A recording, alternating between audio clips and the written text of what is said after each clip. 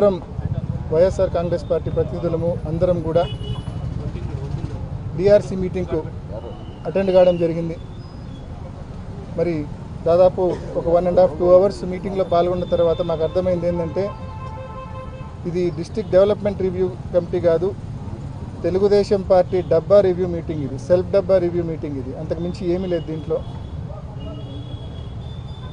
మేము ఈ డిఆర్సీలో ప్రధానంగా మేమందరం కూడా ఒకే మాటగా లేవనెత్తిన అంశము గడిచిన కొన్ని రోజులుగా రాయలసీమ ఎత్తిపోతల పథకానికి సంబంధించి ఏదైతే పరిణామాలు జరుగుతూ ఉన్నాయో తెలంగాణ ముఖ్యమంత్రి గారు మాట్లాడిన తర్వాత తాను ఆంధ్రప్రదేశ్ ముఖ్యమంత్రిగా చంద్రబాబు నాయుడు గారు మేమిద్దరం క్లోజ్డ్ రూమ్లో కూర్చొని రాయలసీమ ఎత్తిపోతలకు పూర్తి అసలు ఏమాత్రం కూడా మా వాదన వినే పరిస్థితి కూడా అక్కడ కనిపించలేదు.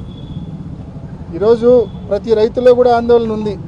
వర్షాలు బాగా పడినప్పుడు శ్రీశైలంలో ఫ్లడ్ డేస్ ఎక్కువ ఉన్నప్పుడు తెలంగాణ పవర్ జనరేట్ చేసిన తెలంగాణ ఎత్తిపోతల పథకాల్లో నీళ్లు ఎత్తిపోసుకున్న మనం గ్రావిటీ ద్వారా తీసుకోవచ్చు. ఏది వర్షాలు బాగా పడినప్పుడు ఫ్లడ్ డేస్ దాదాపు 150-180 రోజులు ఫ్లడ్ డేస్ ఉన్నప్పుడు ఇది సాధ్యం. కానీ ఫ్లడ్ డేస్ తక్కువ ఉన్నప్పుడు మన పరిస్థితి చాలా ఘోరంగా ఉంటుంది. మన ప్రాంతానికి 111 టీఎంసీలు రావాలా, ఎస్ఆర్బీసీకి సంబంధించి 19 టీఎంసీలు రావాలా, తెలుగుగంగకు సంబంధించి 39 టీఎంసీలు రావాలా, జిఎన్ఎస్ఎస్కి సంబంధించి 38 టీఎంసీలు రావాలా, చెన్నై డ్రింకింగ్ వాటర్కు 15 టీఎంసీలు రావాలా, కేసీ కెనాల్ ఏదైతే ఇక్కడ మనం శ్రీశైలం నుంచి మనం తీసుకుంటామో దానికి 10 టీఎంసీలు రావాలా, మొత్తం 111 టీఎంసీలు నీళ్ళు మనకు రావాలా. మొత్తం కేసీ కెనాల్ రైతాంగం, జిఎన్ఎస్ఎస్ కింద ఆయకట్టు రైతాంగం, తెలుగుగంగ ఆయకట్టు అంటే బ్రహ్మం సాగరు, SR1 SR2 రైతాంగం, ఇన్ని లక్షల మంది రైతులు వీటి మీద ఆధారపడి ఉన్నారు. మరి ఇంత పెద్ద అంశాన్ని ఏమాత్రం అంటే మేము చర్చ మొదలు పెడితే 2 నిమిషాలు మా వాదన వింటనే రివర్స్ ఎదురుదాడికి మళ్ళా మేము సమాధానం ఇస్తే డైవర్షను. కేవలం ఎదురుదాడి డైవర్షన్ తప్ప ఏమీ లేదు ఇక్కడ. ఏ సమస్యలు ఏవనెత్తినా ఇంతే. మరి ఈ డిఆర్సీ మీటింగ్లు ఎందుకో మరి అర్థం కాని పరిస్థితి.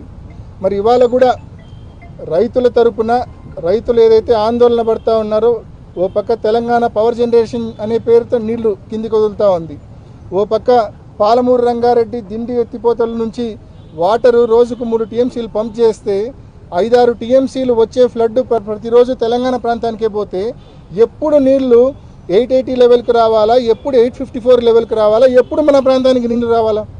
854 అడుగులు పైకి పోతేనే కదా మనకు కనీసం 7000 క్యూసెక్లన్నా వచ్చేది.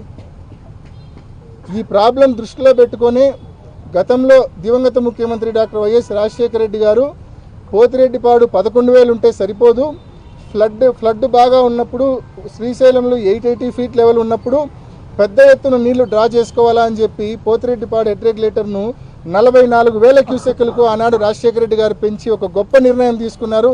ఆ నిర్ణయం వల్లనే ఫ్లడ్ డేస్ బాగా ఉన్నప్పుడు మనం పెద్ద ఎత్తున మన ప్రాంతానికి నీళ్లు తీసుకోగలుగుతూ ఉన్నాం. ఆ తర్వాత జగన్మోహన్ రెడ్డి గారు వచ్చిన తర్వాత మారిన పరిస్థితుల దృష్ట్యా ఒక పక్క తెలంగాణ ప్రభుత్వము వాళ్ళ రాష్ట్రం ఏర్పడిన తర్వాత ఇష్టం వచ్చినట్టు పవర్ జనరేట్ చేస్తూ ఉంది. ఆ గతంలో ఒకే రాష్ట్రం ఒకే మాట, ఇప్పుడు రాష్ట్రాలు 2 అయిపోయిన తర్వాత తెలంగాణ ప్రభుత్వం వాళ్ళ ఇష్టం వచ్చినట్టు వాళ్ళు పవర్ జనరేషన్ చేస్తూ ఉన్నారు. వాళ్ళ ఇష్టం వచ్చినట్టు వాళ్ళు లెఫ్ట్ కెనాల్ నుంచి మరి ఎత్తిపోతల పథకాలు నిర్మించుకుంటూ పోతూ ఉన్నారు. మరి అదే జరిగితే మనకు హక్కుగా రావాల్సిన నీళ్లు, మనకు అలొకేషన్ చేయబడ్డ 111 టీఎంసీల నీళ్లు మనం డ్రా చేసుకోవడం అనేది అసాధ్యమైన పరిస్థితి వస్తుంది.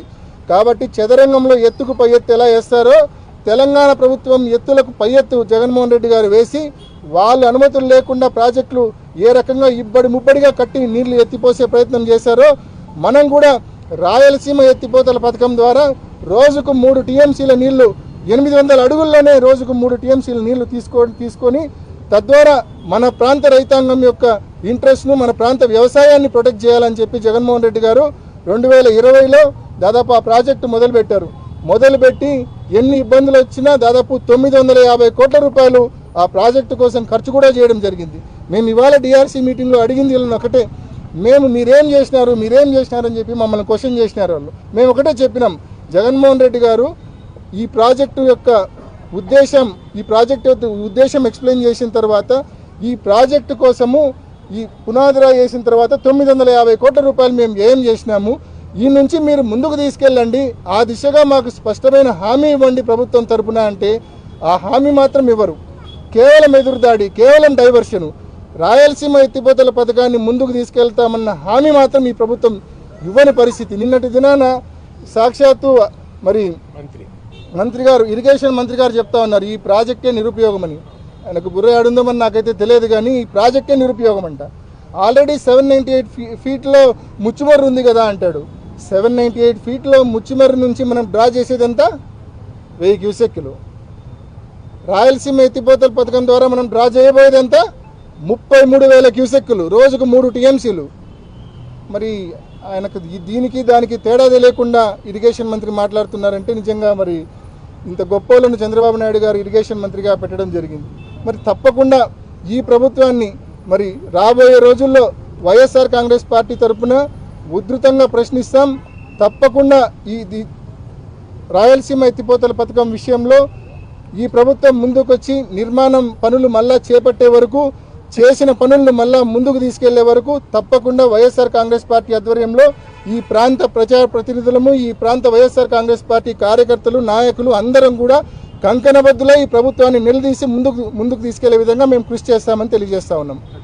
పార్టీ ప్రధానంగా చేసిన ఆరోపణ ఏంటంటే గత ప్రభుత్వ హయాంలో అయితే ఎత్తిపోతల పథకం ఉందో దానికి సరైన అనుమతులు తీసుకోవడంలో ఆగిపోయింది, మా వల్ల కాదనే బలమైన వాదన వినిపిస్తుంది. ఇప్పుడు ఒకటే తెలంగాణ ప్రభుత్వం ఒక పక్క పాలమూరు ఎత్తిపోతలు ఎటువంటి అనుమతులు లేకుండా కడతా ఉంది, దిండి ఎత్తిపోతలు ఎటువంటి అనుమతులు లేకుండా కట్టుకుంటూ పోతా ఉన్నారు. ఒక పక్క పవర్ జనరేషన్ చేసుకుంటూ పోతా ఉన్నారు. వాళ్ళు అనుమతులు లేకుండా రోజుకు 3-4 టీఎంసీలు అనుమతులు లేని ప్రాజెక్టుల నుంచి డ్రా చేసే పరిస్థితుల్లో ఉండి మనం ఆ రోజు మనం ఏం మాట్లాడినా అరణ్య నిరోధన అవుతుంది కదా.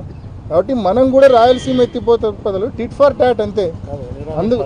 మనకు రాయలసీమ ఎత్తిపోతల పథకం అందుకోసమే మనము చేపట్టడంతో పాటు మనం అన్ని రకాలైన పర్మిషన్స్కు కేంద్ర ప్రభుత్వానికి అప్లై చేసినాం. కేంద్ర పర్యావరణ శాఖకు సంబంధించి మరి ఎన్విరాన్మెంటల్ మీటింగ్స్ జరుగుతాయి, ఈసీ క్లియరెన్స్కి సంబంధించిన మీటింగ్స్ జరుగుతాయి. ఆ మీటింగ్స్లో కూడా నెంబర్ ఆఫ్ టైమ్స్ మనం పర్స్యూ చేసినాం. ఈ గవర్నమెంట్ వచ్చిన తర్వాత పర్స్యూ చేయకపోవడం వలన, దాన్ని పట్టించుకోకపోవడం వలన ఈ ప్రభుత్వం వచ్చిన తర్వాత 2025 మార్చి మాసంలో ఈసీ రిజెక్ట్ అయింది రాయలసీమ ఎత్తిపోతల పథకానికి 2025 మార్చి మాసంలో. కాబట్టి వీళ్ళు కేంద్రంలో భాగస్వామిగా ఉన్నారు, కేంద్రంలో మంత్రివర్గంలో ఉన్నారు. మరి వీళ్ళు ఇంత చిన్న పనిని ఈసీ అప్రూవల్ను చేయించుకోలేకున్నారు. ఈసీ అప్రూవల్ చేయించుకొని రాయలసీమకు ఆ ఎత్తిపోతల పథకం నిర్మిస్తే తెలంగాణ వాళ్ళు ఏ మాట అన్నా కూడా, వాళ్ళ ప్రభుత్వం అప్రూవల్స్ లేకుండా వాటర్ పంపింగ్ చేసినా కూడా మనకు కూడా రాయలసీమ ఎత్తిపోతల పథకం ఉంటుంది. మనం కూడా రోజు 3 టీఎంసీలు పంప్ చేసి మన రైతుల ఇంట్రెస్ట్ కాపాడచ్చు, వ్యవసాయాన్ని కాపాడచ్చు. మన జగన్మోహన్ రెడ్డి గారి ఉద్దేశం అదే. ఈ ప్రభుత్వాన్ని కూడా అదే దిశగా ముందుకెళ్ళమని పర్యావరణ అనుమతి ఏదైతే ఈ గవర్నమెంట్ వచ్చినాకనే పర్యావరణ అనుమతి అనేది రిజెక్ట్ అయింది 2025 మార్చి మాసంలో. ఆ పర్యావరణ అనుమతి మళ్ళా తెచ్చే దిశగా ఈ ప్రభుత్వం మళ్ళా కృషి చేయాలా. పర్యావరణ అనుమతి తీసుకొని వచ్చి మళ్ళీ ఆ ప్రాజెక్టు పనులు పూర్తి స్థాయిలో ప్రారంభించి అవి ప్రజలకు, రైతులకు అందుబాటులోకి తీసుకొని రమ్మని ఈ ప్రభుత్వాన్ని మరొకసారి డిమాండ్ చేస్తా ఉన్నాం. సీఎం రేవంత్ రెడ్డి మాట్లాడిన కేవలం రాజకీయం కోసం మాట్లాడుతున్నా, ఏ ముఖ్యమంత్రి మాట్లాడినా అది మాట్లాడుతున్నారు, దానికి ఏమంటారు? పోనీ సీఎం రేవంత్ రెడ్డి రాజకీయం కోసం మాట్లాడినాడని వాళ్ళు అంటున్నారు కదా. పోనీ వీళ్ళు ముందుకు వచ్చి లేదు ఆయన రాజకీయం కోసం మాట్లాడినాడు, ఆయన మాట్లాడింది అవాస్తవము, మేము రాయలసీమ ఎత్తిపోతల పథకాన్ని ఎట్టి పరిస్థితుల్లో నిర్మించి తీరుతామని వీళ్ళు చెప్పాలి కదా. ఏం చెప్తాడు మంత్రి? రాయలసీమ ఎత్తిపోతల నిరుపయోగం అన్నాడు కదా ఇరిగేషన్ మంత్రి. మరి తెలంగాణ ముఖ్యమంత్రి వీళ్ళు అంతా సింక్లో ఉండే మాట్లాడుతున్నారు. ఎక్కడ వీళ్ళు పర్ఫెక్ట్ సింక్రనస్గా ఉండే మాట్లాడుతున్నారు వీళ్ళు. ఎక్కడే కానీ మనం వాళ్ళ మాటలు నమ్మితే మనము అవుతాం, మునిగిపోతాం మనం అంతే. దీనికి నిరసనగా అంటే మేము ఎంతసేపు ప్రశ్న ఇచ్చినా కూడా వాళ్ళ నుంచి మాకు స్పష్టమైన హామీ రాకపోగా కేవలం ఎదురుదాడి, కేవలం డైవర్షను. మేము ఇది అడిగితే ఎప్పుడో పట్టిసీమ కట్టినాడు కదా అంటారు ఒక ఎమ్మెల్యే. ఇప్పుడు పట్టిసీమని నేను చెప్పిన దానికి పట్టిసీమ కట్టినాడబ్బా సంతోషము, పట్టిసీమ నీళ్లు సేవింగ్ రాయలసీమ నుంచి తీసుకోవాలని చెప్పి చెప్తున్నారు కదా, శ్రీశైలం నుంచి తీసుకోవాలని చెప్తున్నారు కదా.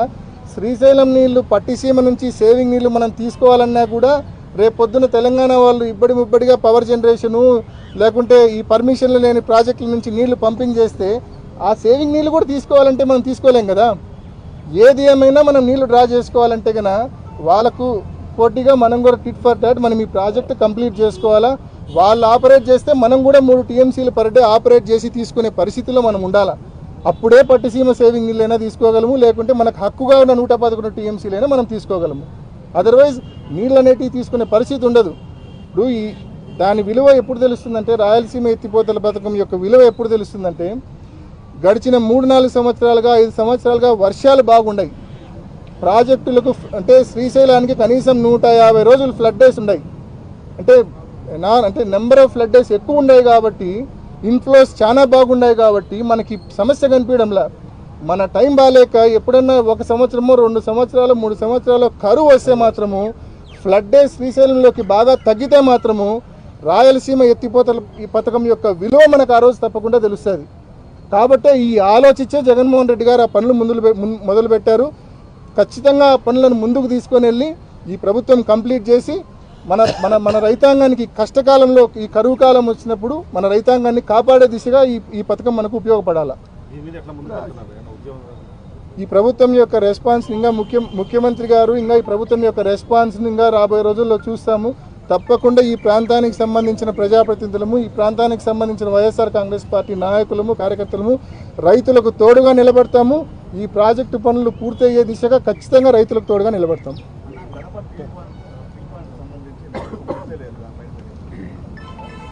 కడప స్టీల్ ప్లాంట్కి సంబంధించి జేఎస్డబ్ల్యూ వాళ్ళు ముందుకు వచ్చినారు, టేకప్ చేస్తామని చెప్పి. మన ప్రీవియస్ గవర్నమెంట్లోనే ముందుకు వచ్చినారు. వాళ్ళు ఎంఓయూస్ చేసుకున్నారు. ఏపీ హైగ్రేడ్ స్టీల్ కార్పొరేషన్ పేరుతో ఉన్నింది. దానికి యాక్చువల్గా ఏపీఎండిసి ద్వారా లీజులు కూడా ఇప్పించాలని ప్రయత్నం చేసినాం. ఈ AP high grade steel corporation JSW MoU చేసుకొని పర్యావరణ అనుమతులు కూడా జగన్మోహన్ రెడ్డి గారి ప్రభుత్వంలోనే వాటికి ఇప్పించడం జరిగింది. ఈ గవర్నమెంట్ వచ్చినాక కూడా లాస్ట్ 1.5 ఇయర్గా మొదలవుతాయి అంటారు, కానీ అబ్నార్మల్ డిలే జరుగుతూ ఉంది. వాళ్ళ బోర్డులో కూడా అప్రూవల్ జరిగింది ఎప్పుడు మన గవర్నమెంట్ ఉండగానే. కానీ తప్పకుండా ఆ పనులు కూడా ముందుకు తీసుకెళ్లాల్సిందిగా ఈ ప్రభుత్వాన్ని మనవి చేస్తూ ఉన్నాం.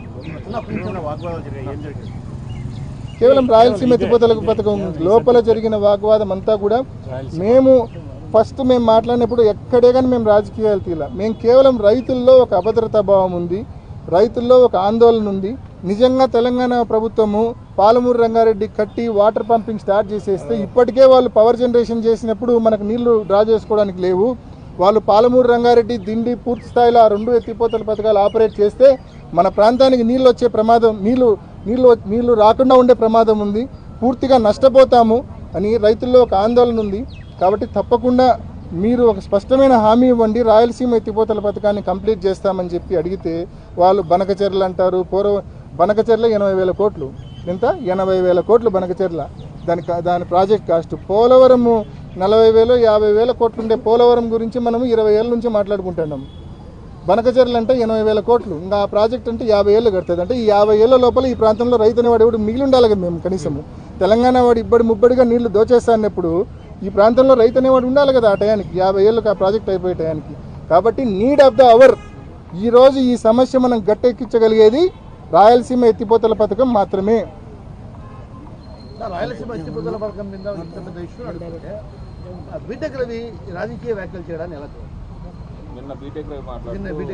ఆయన ధారవాడ నుంచి ప్రముఖ ఇంజనీర్ బీటెక్ రవిన.